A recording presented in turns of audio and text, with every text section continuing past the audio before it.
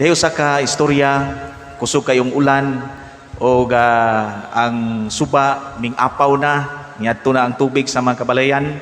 Unya usa ka tigulang nga kinimong tigulang reliyosa kaayo, dakog pagsalig sa Dios, sige og ampo o samtang ang tubig nagsakanan disud na siyang sala, ang tigulang nagtungtong sa lamisa.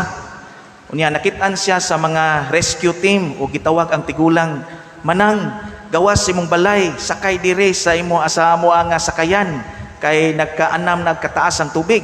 Mingon ang tigulang, sige lang doy, kay ni salikos Ginoo, nagampo ko niya, salig ko niya nga luwason ko niya ning maong katalagman.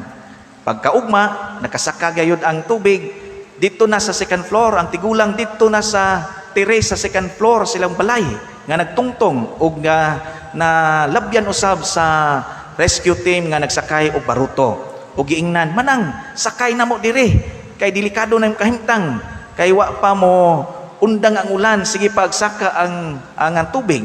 Mingon ang tigulang, doy nisali ko sa Ginoo, dako ko pagtuo sa Ginoo nga luwason ko niya sa akong kahimtang. Pagkaugma didto na sa atok ang tigulang nagtungtong tungod kay nagsakaan na sa ang tubig. Dihay helicopter, nakitaan sa pilot ang maong tigulang nagtungtong sa atop sa balay o gitawag, nang naay mo kuha nimo diha, luwason ka sa imong kahimtang kay wa na malumos na gyud ka og di ka mohawa sa imong gimugtangan. Ang tigulang ming balibad no sab, mingon nga, doy salamat na lang kay nagampog gyud ko sa Ginoo, salig gyud ko sa Ginoo nga iya kong luwason sa akong kahimtang karon. Pagkasunod adlaw namatay ang tigulang. Pag-abot dito sa opisina ni San Pedro, mingon ni si San Pedro, manang buutan man ka sa kalibutan sa buhi ka pa, dako kag pagsalig ngadto sa Dios, busa mahilangit ka. Mingon ang tigulang, Nyor Pedro, sa di pa kumusod sa langit na ako'y complain. Sa mana mo complain ko kay ang hinungdan sa pagkamatayon, naghuwat yun ko ang Diyos muluwas nako. Kay dako kong pagsalig, nagampo ko niya kanunay sa maong dito sa kalibutan, nga luwason ko sa kahimtang panahon sa katalagman. Wa man ko luwasa, wa may Ginoo nga ming tungha sa kong tubangan, ug mo to'y hinungdan nga akong kamatayon. Mo complain ko adto. Mingon San Pedro, manang, wa ba kay bao, wa pa kabantay nga daghang higayon, tulo ka higayon, luwas ka sa Ginoo, pinaagi sa mga tao nga iyang gihimong instrumento, apan wala ka mutuo. Muna may igsuon nga diha sa Ebanghelyo, ang tao anaa sa kalisod, ang usa ka opisyal sa sinagoga nga gingalag Jairo, anaa sa kalisod, nabati niya ang kaluoy siyang anak nga himalatyon. Pero naghuwat ba siya nga adunay Dios, naghuwat ba niya nga milagruhan sa Ginoo? Wala. Siya ang miduol. Siya ang naningkamot nga nisalig siya sa Ginoo, apan kinahanglan nga mulakaw siyang nahimutangan og muhapa sa tubangan ni Jesus aron nga iyahang maangkon o madangat ang iyang ipangayo nga kayuhan sa iyang anak. Sa taas nga version sa Ebanghelyo, diha pay usa ka babae nga gitalinugan sa sulod sa 12 ka mga katuigan. Wa mo undang iyabang talinugo ba? Moto nga lisod ay kahimtang. Naghuwat ba siya nga ang Ginoo mo duol kaniya? Wala. Dako siya pagsalig og ming duol siya kang Hesus sa hilom nga paagi. Mingon siya, kung mahikap ko lamang ang sidsid sa iyahang sinina, mamaayo ako sa akong sakit. So mo ni ang common nga anaa sa una-una pagbati sa mga tao nga nasa kalisod nga kahimtang sa Ebanghelyo, nga aduna sila'y part, they did their part, nga moduol sila sa tubangan sa Ginoo ug ilang gipangayo ang ilahang gikinahanglan ni maong tungura sa panahon sa kalisod. Muna may igsoon nga uban sa pagtuo, no? Diha sila'y pagtuo, pero ang ilang pagtuo nagtukbod kanila nga ilang buhaton ang ilang part, ang ilang kabahin aron nga ilang madangat ang ilahang gipangayo sa Ginoo. Nga usahay bitaw mingon ta nga gusto kong madato dagay ko kwarta Ginoo sa mulihok, wa ni hinungdan. Bisan pag nakay pagtuo sa Ginoo, kinahanglan natay cooperation sa atong kagalingon aron nga ato ang madangat ang grasya sa Dios. Maigsoon, ang diha si Ebanghelyo tataw kaayo nga adunay dako nga kaluoy si Jesus sa mga nagkalisod nga kahimtang. Tungod kay di niya makaya or kanabang adunay say kasing-kasing nga puno sa paghigugma kaluoy sa mga anaa sa kahimtang nga malisod. Motong iyang giayo ang duha ka mga sitwasyon sa kalisdanan. O kini ang iyang importante nga bahin siyang ministeryo, siyang public ministry. Kay kung imong basahon ang Biblia diha sa sa New Testament, kung kada page niya mabasa nimo nga siya nag-ayo sa mga masakiton, nga imong gision, wa dya mo'y mahibilin sa New Testament o gamay nilang mahibilin.